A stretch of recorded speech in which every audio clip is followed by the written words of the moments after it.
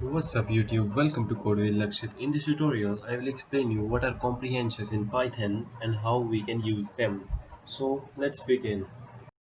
Hey myself Betty, I'm Lakshit's assistant. I make sure that his videos are helpful to you. Please tell me your video experience in the comment box so that I can tell Lakshit to improve his videos. And I'll keep your extra care if you subscribe to his channel and also press the bell icon. I and Lakshit will really appreciate it if you complete this 10-second task. Thank you. So comprehensions are just a short way of writing a for loop. It is used for creating a program in more dynamic way. Let me show you first how we are creating the program till now. First, we were assigning the list and then we are writing the for loop for I in temp. Then we are printing our statement. Let's say 2 plus I. Then we were printing it and we were getting the answer. But in comprehensions, it become more easy. First we write the list and then we will create a variable. Let's say mod t by let's say this equals to. Then we create the square brackets. In here we will write our point we which want to print.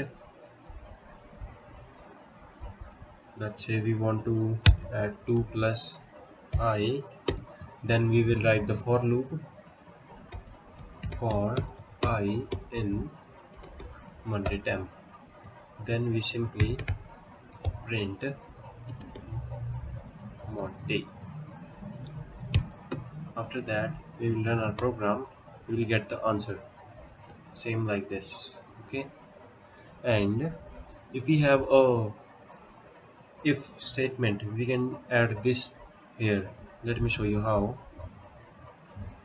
For this, satisfy this condition, and then if you have a condition like we want to add number only if the number is greater than 0, we don't want to add this, then we give a space here, then write a if, then our statement if I is greater than 0, and simply save and print. You can see that this minus 24 has not been printed.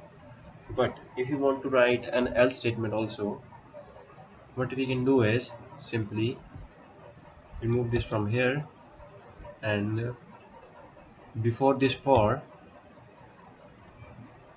print your statement, and if this else, let's say we want to print something here but not this minus 24. Let's say we want to print here 24 or 0. Then we save it, then we print it. No, python.py, and you can see that it has given the value 0. You can see here with the simple program without if statement, with the if statement, and this is the answer output with the if and else statement.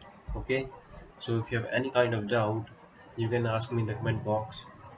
Thank you and meet you in the next tutorial.